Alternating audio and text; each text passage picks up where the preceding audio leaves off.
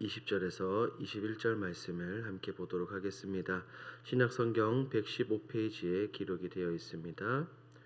누가복음 12장 20절에서 21절 말씀, 우리 한 목소리로 함께 읽도록 합니다.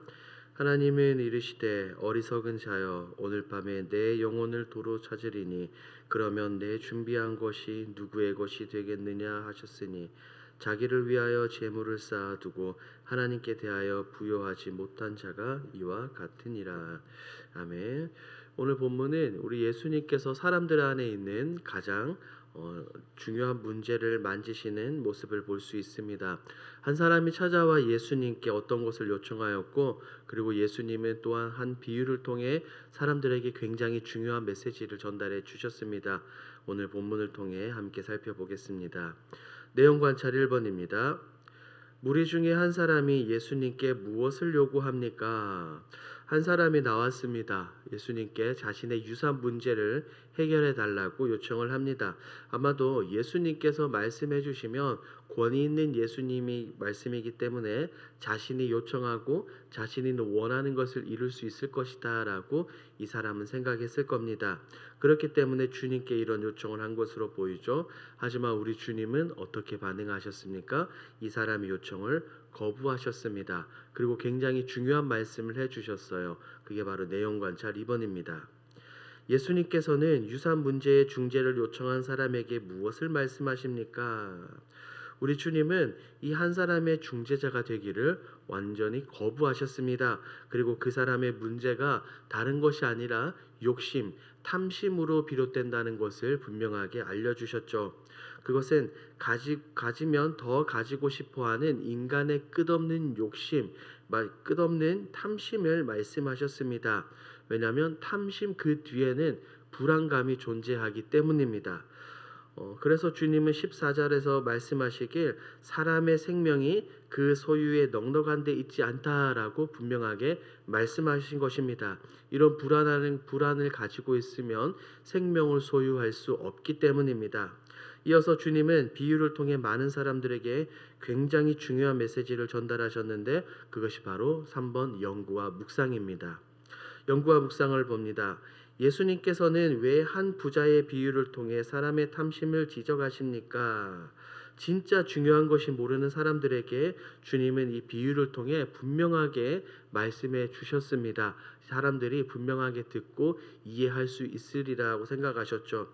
한 부자가 있었습니다. 그런데 그 부자가 풍년을 맞았습니다. 소출이 풍성했던 거죠. 그런데 거기에서 그치지 않고 더욱더 욕심을 부려 곡간을 헐고 더 큰 곡간을 짓고 그곳에 계속해서 모든 것을 더 쌓아 놓으려고 합니다.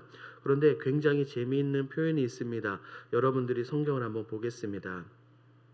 17절부터 19절까지 이 반복되는 단어가 있습니다. 어떤 단어일까요? 여러분들이 성경을 직접 눈으로 한번 보십시오. 17절, 18절, 19절 말씀을 보니까 계속해서 반복되는 단어가 있습니다. 여러분 눈으로 찾으셨습니까? 바로 내가라는 단어입니다. 짧은 이 3절 안에 내가라는 단어가 무려 6번이나 등장합니다.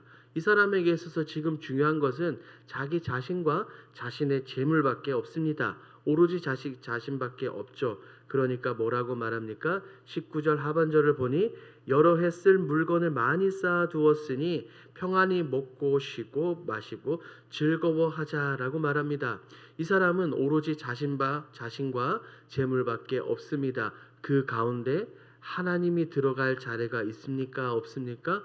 없어요. 그 가운데 말씀이 들어갈 자리가 없습니다. 오직 자신과 재물로 가득함. 이것이 바로 탐심으로 가득한 사람의 모습입니다.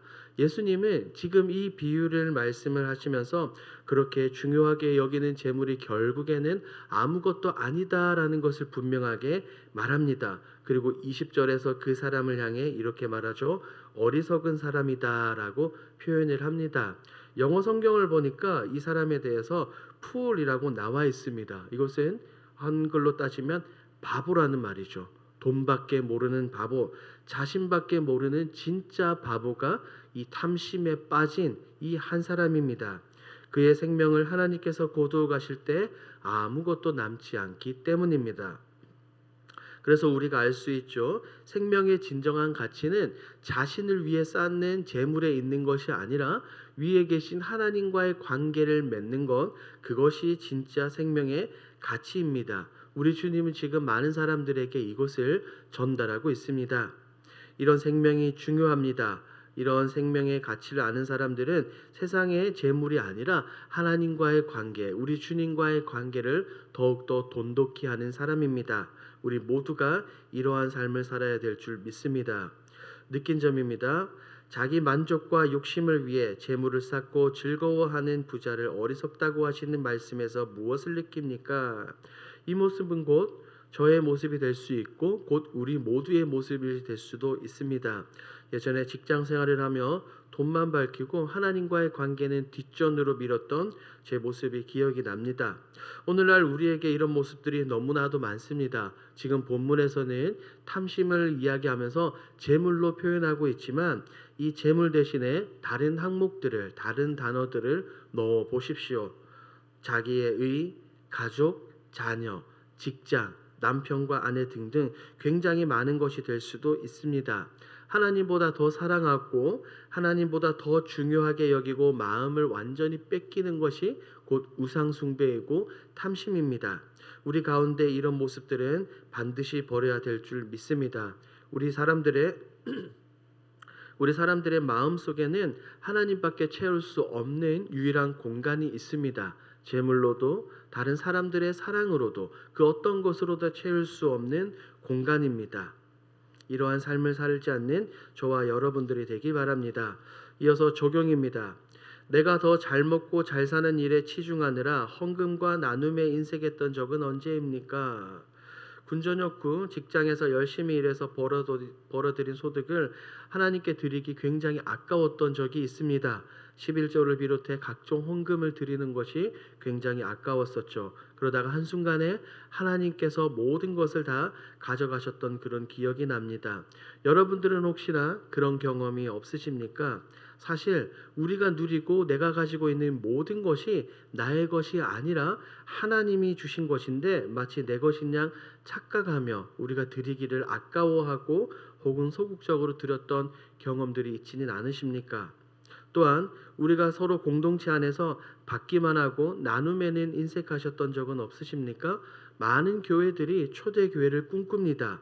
초대교회는 그저 성경이 말하는 성령의 임재만 가득했던 것이 아니라 자신의 물건과 자신의 모든 것을 함께 서로 나눴던 믿음의 공동체입니다. 성경이 말하는 이런 진정한 교회를 꿈꾼다면 이런 부분에 있어 우리는 절대로 인색해서는 안 된다는 것이죠. 하나님께 드리기를 기뻐하고 사람들과 나누기를 즐거워하는 여러분들이 되기 바랍니다.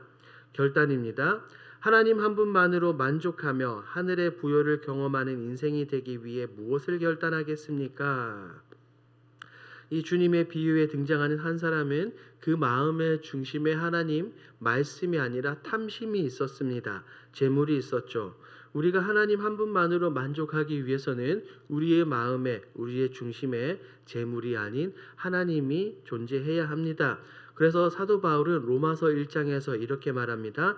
사람들이 그 마음에 하나님 두기를 싫어하매라고 말입니다.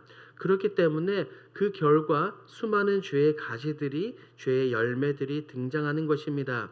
그러므로 우리 오늘 지금 바로 우리의 마음에 다름 아닌 하나님으로, 하나님의 말씀으로 가득 차야 될 줄 믿습니다. 혹여나 내가 지금 그렇지 않다면, 우리의 모습이 그렇지 않다면 반드시 스스로 점검하여 이 마음속에 하나님이 반드시 모셔두어야 합니다. 이것이 진정으로 부요한 삶을 살아가는 것입니다. 이러한 믿음으로, 이러한 마음으로 살아가는 저와 여러분들이 되길 주님의 이름으로 축복합니다. 아멘. 함께 기도하겠습니다. 첫 번째, 마음의 중심에 하나님을 두게 하옵소서. 두 번째, 매 순간 하나님의 나라와 뜻을 이뤄가며 하나님께 대해 부요한 삶을 살아가는 제자로 소개하소서. 우리 3월 집중기도 제목입니다. 같은 믿음을 위해 기도와 헌신을 통해 보이지 않는 영적 리모델링이 먼저 이뤄지게 하옵소서. 같은 비전을 위해 기도합니다. 주님이 주신 세계 선교, 구제, 섬김이 온전히 이루어지게 하옵소서. 이와 같은 공동기도 제목으로 기도하시고 여러분들이 가지고 오신 개인기도 제목으로 자유롭게 기도하시다가 돌아가겠습니다. 우리 주여 힘차게 부르시고 기도합니다. 주여.